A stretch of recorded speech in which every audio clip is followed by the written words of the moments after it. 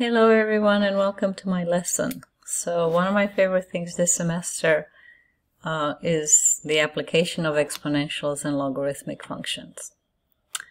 Alright, so I picked a few examples to go over to explain some applications of these. Okay, so the first type is financial applications. Alright, so there are a couple of formulas that are very useful depending on how the interest is compounded. So basically the scenario is that you have a certain amount of money, P, that's either invested or that we borrow, and it grows with time. So if the money is invested, the interest is compounded periodically, like n times a year, then we use this formula. And so P is the amount invested, R is the annual interest rate, N is how many times you apply the interest, and T is the time in years. But the interest could also be applied continuously, and then you have this formula right here, P times e to the RT.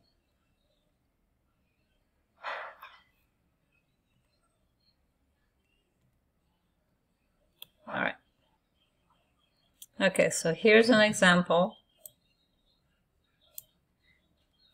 Okay, so we have $2,000 that we want to invest in an account which offers this interest compounded monthly. So compounded monthly means n equals 12. Okay, so we need the first formula because it's not continuously, it's applied several times a year. So it's going to be A of t equals P1 plus R over N to the power NT. So now we're going to plug in all the numbers we know. So we know that we have $2,000 to start with. We know the R is 7.125%, but we need to change this to a decimal. Percent means divided by 100. So this is 0.07125. So 0.07125 divided by 12, and then 12t. Okay? And we could simplify a little bit. So we can do what's in parentheses. So 1 plus 0.07125. I think I missed the digit there. There you go. Divided by 12. We have 2,000, 1.0059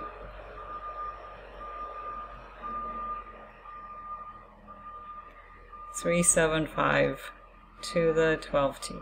Okay, so I kept all the decimal just in case we need them all. And because this number needs to be taken to the power first with PEMDAS, we don't multiply by 2,000 because that's going out of order.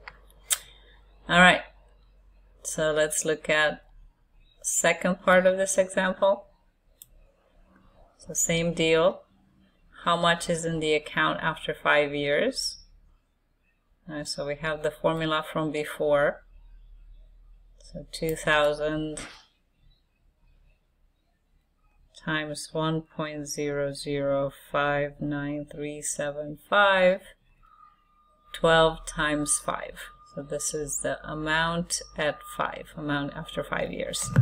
Okay, so now we can do all these calculations. So 2,000 times 1.0059375 to the power 12 times 5, which is 60.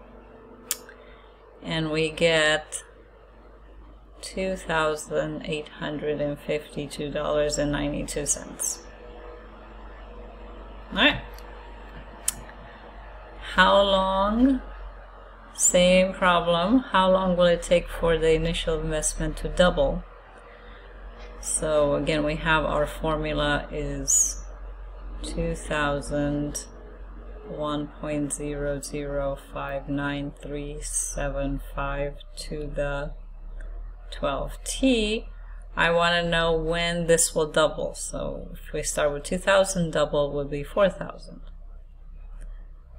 Alright, and in this case, after writing all this down, we need to figure out the t value.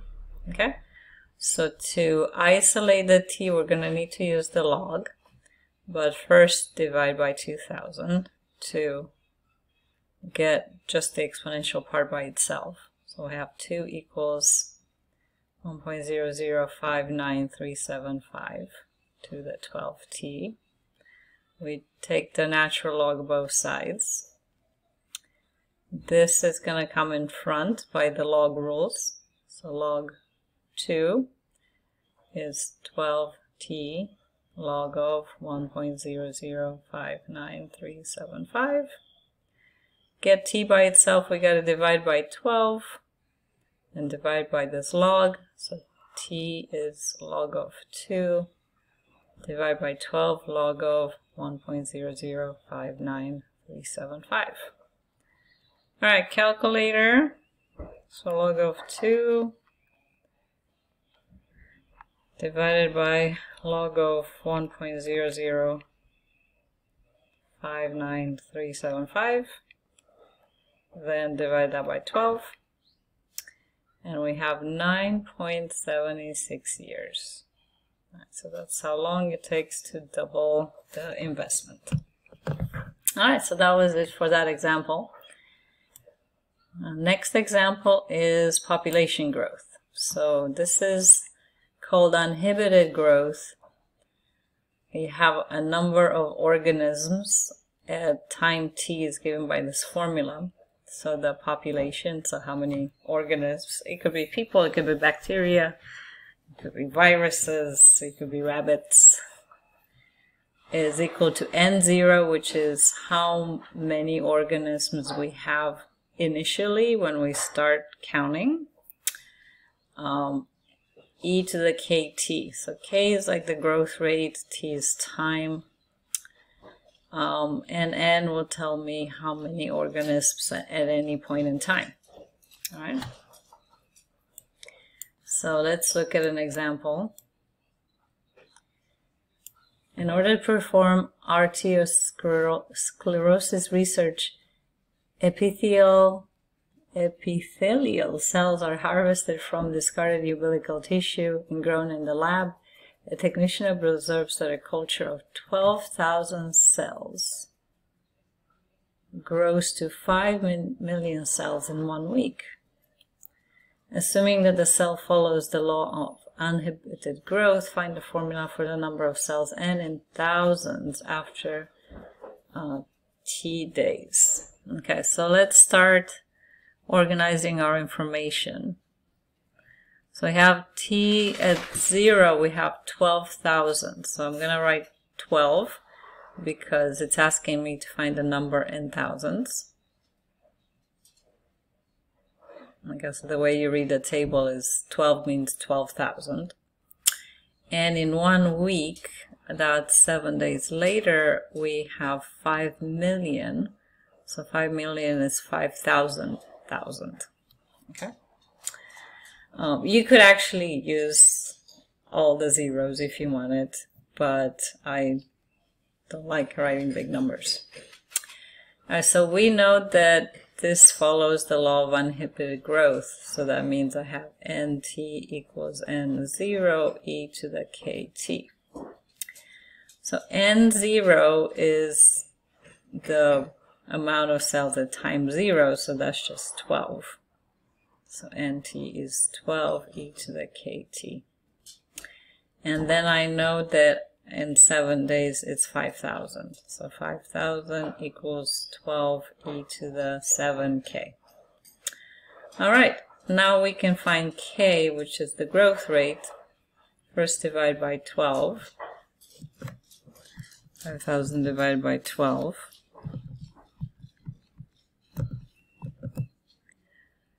416.6667. is e to the 7k. Then take the natural log of both sides.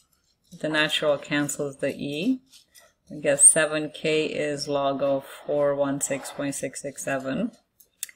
So divide by 7. So log of 416.6667 divided by 7.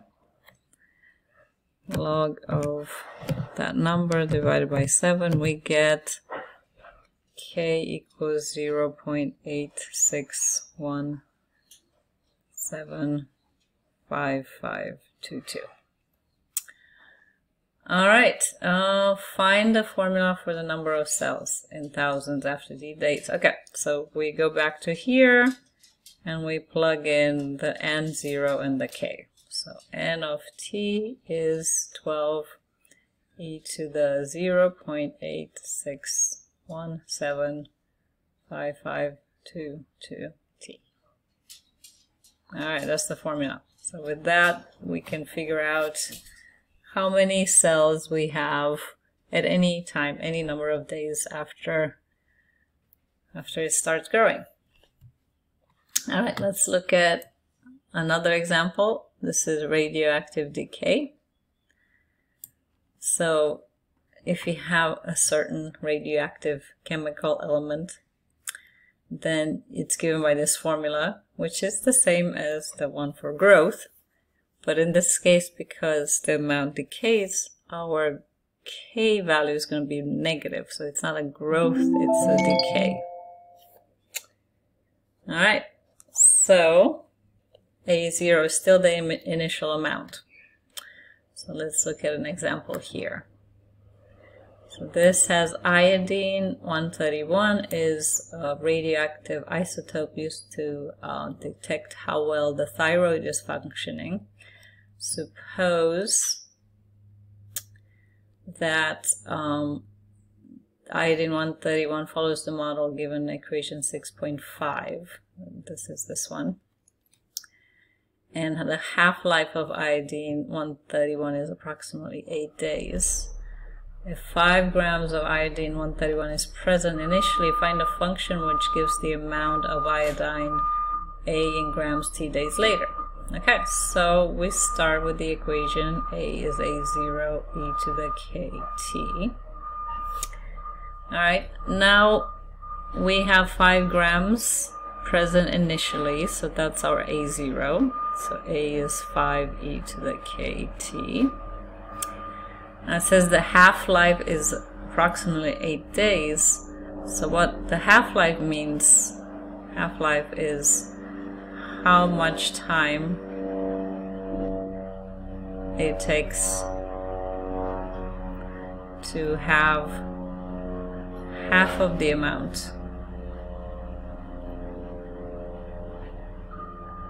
we started with.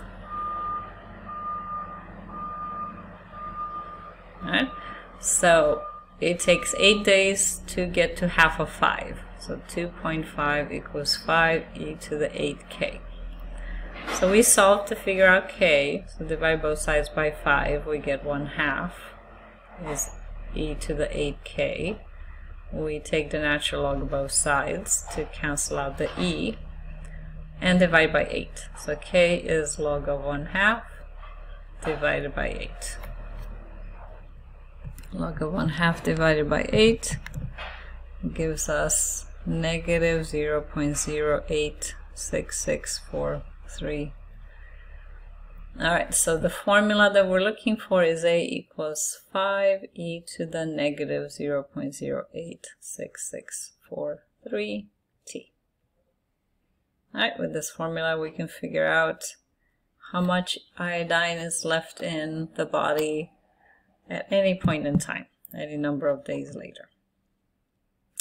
Alright, one more formula. This one is my favorite. I'm not sure why. I just like heating and cooling things.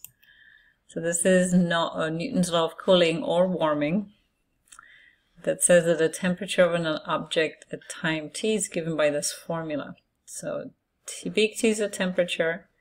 TA is called the ambient temperature. It's kind of the temperature of the room that you're putting the object in, or the fridge or the oven. T0 is the initial temperature of the object, and K is some sort of warming or cooling constant. So kind of imagine that you're taking some food out of the freezer up to room temperature, and you're trying to figure out how long it's going to take to come up to a certain temperature. Or you're putting some food in the oven, which is hotter, and it's warming up to get to the right temperature. Okay? Alright, so here's an example. A 40-degree Fahrenheit roast is cooked in a 350-degree oven. After 2 hours, the temperature of the roast is 125 degrees Fahrenheit. Assuming the temperature follows Newton's law of warming, find a formula for the temperature of the roast in terms of T in hours. The roast is done when the internal temperature reaches 165 degrees. When will the roast be done? Alright, so let's start with our equation. So T equals TA plus, so TA minus T0 minus TA e to the negative KT. Alright, and sometimes you'll see this as e to the positive KT, but it doesn't matter because when you find K, you're going to get the right sign. Alright, so let's plug in some numbers. So TA is the ambient temperature, so we're putting it in an oven. So 350 is the temperature of where we're putting the roast. And then we need to subtract, so this is the initial temperature of the roast. I guess we take it out of the fridge. So we need to do T0 minus TA, 40 minus 350. So this is negative 310. So this is going to be minus 310 e to the negative KT. Alright, good. So we used some information here. Now it says that after 2 hours, the temperature is 125. Alright, so when T equals 2, the temperature is 125. So let's plug this into the equation. So 125 is 350 minus 310 e to the negative 2k. And we can solve for k. So subtract 350 from both sides. 125 minus 350 gives me negative 225 is negative 310 e to the negative 2k. Divide by negative 310. We get e to the negative 2k equals 0.7258. Take the log of both sides. So k equals log of 0.7258 divided by negative 2. So log of that number divided by 2, we get k equals 0.16024. Alright, so putting this into here, we have that the equation of the temperature of the roast is given by 350 degrees minus 310 degrees e to the negative 0.16024 times time. Alright, cool. So now we can find the temperature of the roast at any time. It says that it's done when the temperature reaches 165. We gotta figure out when the roast will be done. So put 165 here is 350 minus 310 e to the negative 0.16024 t. We got to subtract 350 we got negative 185 equals negative 310. E to the negative 0.16024 t. Divide by 310. 0.596774 is equal to e to the negative 0.16024. Take the log of both sides to cancel out the e.